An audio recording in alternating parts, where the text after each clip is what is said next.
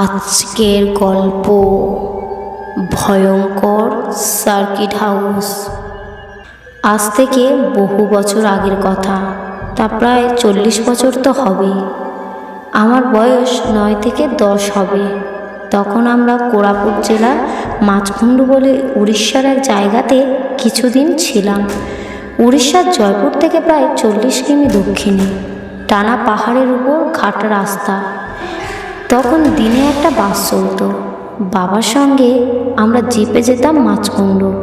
খুব ভয় করতো যখন কিনা জিপটা পাহাড়ের ঘা ঘেঁষে চলতো। অন্ধ্রপ্রদেশের গোদাবরী নদীর এক শাখা নদী মাঝকুণ্ডু নদী। এই নদী হঠাৎ দিক পরিবর্তন করে জলপ্রপাতে পরিণত হয়। নাম ডুডুমা জলপ্রপাত।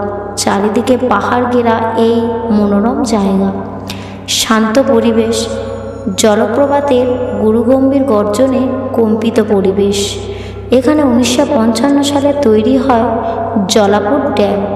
জলা মানে জল, পুট মানে ঘর, অর্থাৎ জলের ভাণ্ডার। এখানে তৈরি হয় মাঝকুণ্ডু হাইড্রো ইলেকট্রনিক প্রোডাক্ট, অন্ধ্র এবং উড়িষ্যায় মিলিত উদ্যমে। 15 কিমি ট্যানেল দিয়ে 120 মেগাওয়াট বিদ্যুৎ উৎপাদন হয় 1955 সালে। এখন অবশ্য এই প্রজেক্ট পুরনো হয়ে গিয়েছে, যা নব কলরবের প্রয়োজন। সেটা 1958 কথা ভাবুন, এই জায়গায় কীরকম ছিল। গভীর জঙ্গলে ভরা নির্জন পরিবেশ, সভ্যতার চিহ্নবর্ণ ছিল না। কিছু আদিম অধিবাসী এবং কিছু চাকরিবাবু। কেউ তাদের পরিবারের সঙ্গে থাকতেন একা, কিছু তেলেগু, উড়িয়া, আর আমরা একমাত্র বাঙালি পরিবার।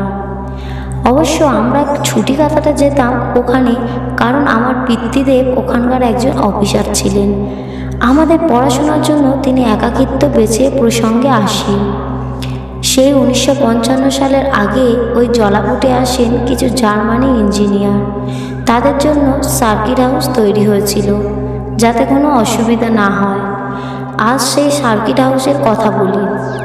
জার্মান সাহেবরা ঘরদোর ছেড়ে ওই বিদেশ বিভুঁয়ে এসে আমাদের দেশে ঘরে ঘরে আলো জ্বালাতে আসেন। কিন্তু তারই মধ্যে কিছু অঘটন। এই নির্জন বনানীতে একটা সুন্দরী তেলেগু মহিলা ছিলেন, নাম জি পূর্ণিমা। তিনি কোনো কর্মচারীর কন্যা। যেমন দেখতে ঠিক তেমন গান গাইতেন মহিলা। আর জার্মান সাহেবের নাম আলেকজান্ডার পল। শুধু পল সাহেব বলেই ওনাকে ডাকতেন সবাই। বয়সটা অল্প। পল সাহেব যেমন সুন্দর দেখতে ছিলেন, একই রকম অসাময়িক ব্যবহার ছিল ওনার। সকলের সঙ্গে মিলেমিশে থাকতে ভালোবাসতেন। খুব ভালো টেনিস খেলতেন, পিয়ানো বাজাতেন। প্রসঙ্গত পল সাহেব এই পূর্ণিমা দেবীর বাড়ি যেতেন গান শুনতেন। অভিভূত হয়ে গান শুনতেন পল সাহেব, আর সেই গান পিয়ানোতে বাজাতেন সার্কিট হাউসে।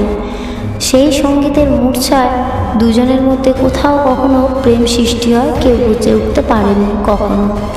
এটাই মূল সূত্র। এরপর চলে চুপি চুপি দেখা আর প্রেম আদান প্রদান। বোধহয় ওই একটাই চিত্ত বিনোদনের উপায়। তখন ওখানে না ছিল বায়োস্কোপ, না ছিল এখনকার মতন টিভি, ভিডিও, ক্রিকেট, ফুটবল খেলা ইত্যাদি। তাই দুই হৃদয়ের মিলন ঘটে অজান্তে। ক্রমে পূর্ণিমা অন্তঃসত্ত্বা হন। এর মধ্যে পল সাহেব পূর্ণিমাকে প্রায় স্থির দরজা দেওয়ার জন্য প্রস্তাব রাখেন তার বাবার কাছে। কিন্তু সমাজের ভয়ে তার বাবা গড়রাজি হন ফিরিঙ্গির হাতে কন্যা সম্প্রদান করতে। রক্ষণশীল সমাজে তা গ্রহণীয় নয়।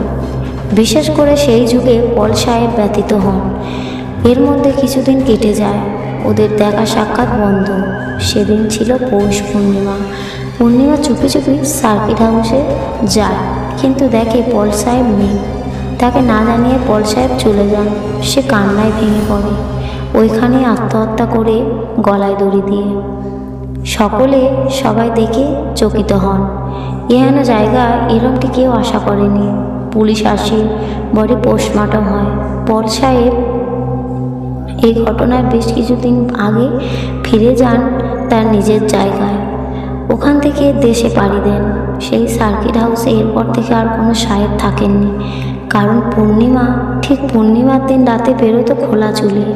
ওই নির্জন পরিবেশে কার বাবা সার্কিট হাউসে থাকবে। আজও পূর্ণিমার অতীত আত্মপল সাহেবের অপেক্ষায় মৃদু সঙ্গীতের ঝঙ্কার শোনা যায় আজও, পূর্ণিমার হাসি কান্নার শব্দ। পল সাহেব কী জানেন পূর্ণিমার কি হলো। আজও ওই সার্কিট হাউসে কেউ একলা থাকে না, আর পূর্ণিমার দিন বন্ধ থেকে সার্কিট হাউসের দরজা। ত্রিভুবনজিৎ মুখার্জি, কালী পুজো। গল্পটি কেমন লাগলো কমেন্ট করবেন এবং একটা লাইক করবেন। নতুন নতুন গল্প পেতে চ্যানেলটিকে সাবস্ক্রাইব করুন।